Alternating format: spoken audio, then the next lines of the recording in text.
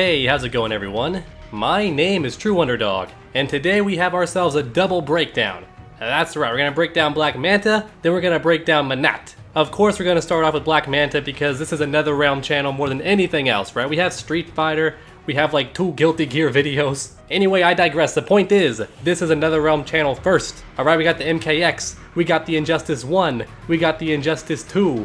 At some point we had MK9, although I think I deleted all those videos because it was so old when I was prepubescent. I had a really high-pitched voice. Anyway, I digress again. The point is, both these characters came out very close together, so I thought, you know what, let's combine the breakdowns. Not just because it's more convenient, but also because it makes my video longer and allows for a good clickbait thumbnail. Am I right? Did you think they were gonna fight each other because of the thumbnail? Did I trick you? Oh, I'm going to heck. Just drag me there now, Hades, get it over with. Okay, so let's start off with Black Manta. Now first off, we have one of the best intros in the game. I'm not joking. The screen goes completely black for him. That's fantastic. All we see is the eyes, then he cuts through the darkness with 2 freaking twin blades and does some cool little karate nonsense. Looks really freaking cool, some Krav Maga. Very cool stuff. I was very hyped from then on. They had me hooked. Then we have a brief dialogue with him and Aquaman about his dead father. Now a lot of people got confused here and thought that he was Aqualad and that Black Manta had actually been killed already. No, that is not the case at all. Aquaman actually has killed Black Manta's father in the comic books. Alright, so don't get it twisted. He is not Aqualad from Injustice. That's not happening.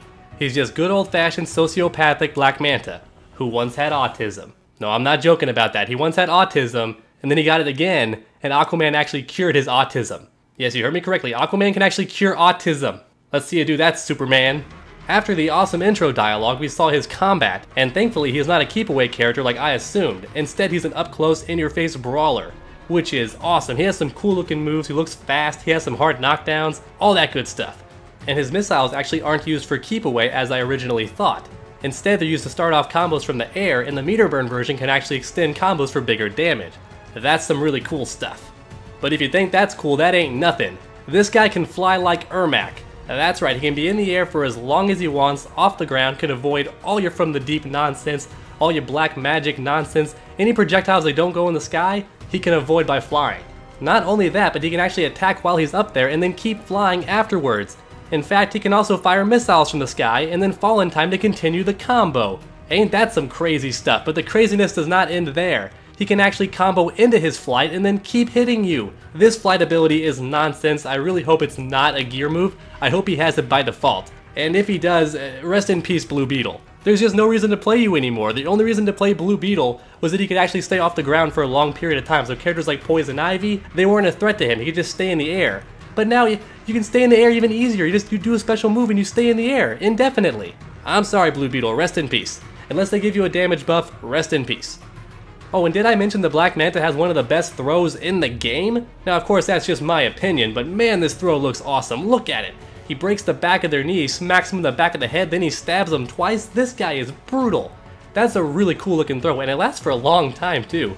Pretty long throw. Now, the harpoon actually does not extend combos like we originally thought. However, it is good for switching sides, and you can meter burn it for more damage. Now, we also see him activating traps on screen, once from above and once from behind the opponent.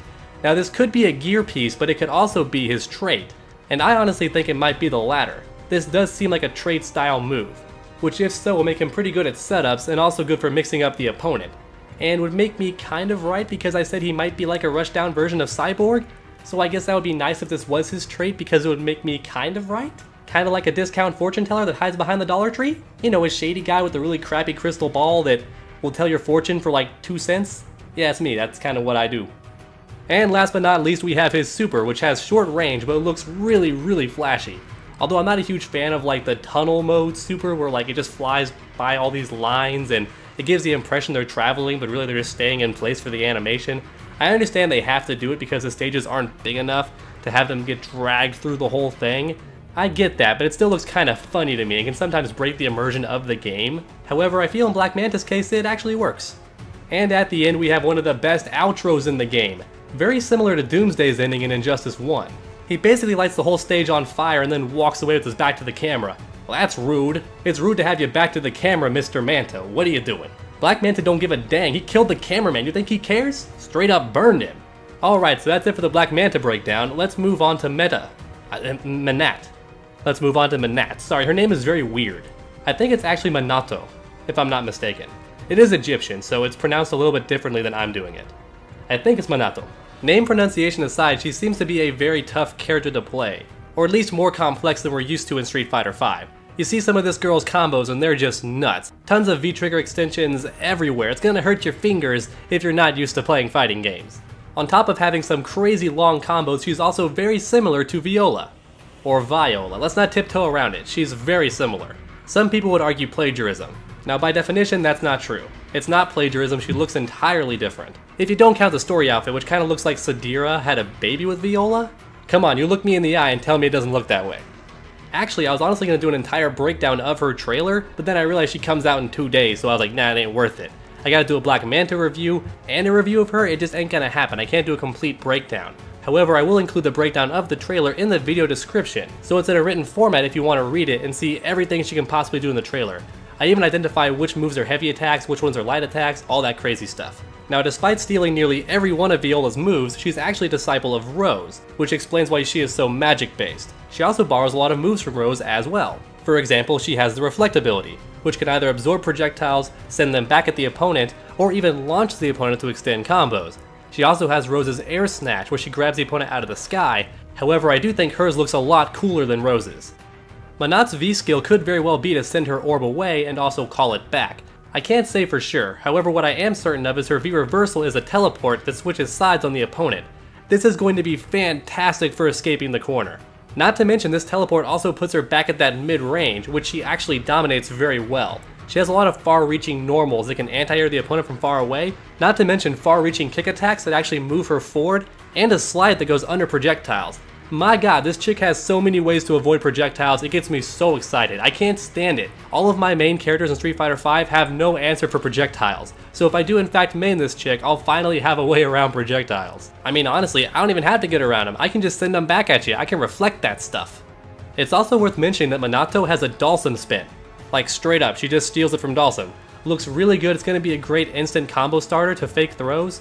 Speaking of extending combos, her V-trigger looks to be the greatest combo extender in Street Fighter V. Seriously, some of these combos last for almost 30 seconds. They are nuts. Now I have no clue how much damage they do. The damage scaling could be a really big problem in this game. Not to mention we see her using every single orb in the same combo, which seems like a really big waste of your V-trigger. Especially if this V-trigger turns out to cost 3 bars. You don't want to spend all those orbs in one place. She can also dash in after her heavy kick crush counter, which is awesome. I'm honestly really upset that most characters can't do this. And at the very end of the trailer we see her doing an awesome V-trigger combo and then pulling the orb in one last time, which pulls the opponent closer for the super. And I'm not gonna lie, this super looks pretty amazing and it's super waifu material. Although I will say as a 3D animator myself, you honestly should exaggerate the hips a little bit more. If you're gonna have her do a belly dance, you might as well go all out. It's kinda subtle and easy to miss. So I say exaggerate it a little bit more, why not? If you're gonna play the waifu card, you might as well buff it as much as you can. Oh, and a minor little gripe, I don't like the cat pose she does when she starts her super animation. I know it's not supposed to be a cat pose, or at least I don't think it is, but come on, just draw a little cat face on her, and all you're missing is her saying "nyah" into the camera like a total waifu. I do not like this cat pose, I wish they would change it. It just looks silly to me. It's a minor nitpick, I know, it's such a small thing, it's not a big deal at all, but it bothers me at a tiny level.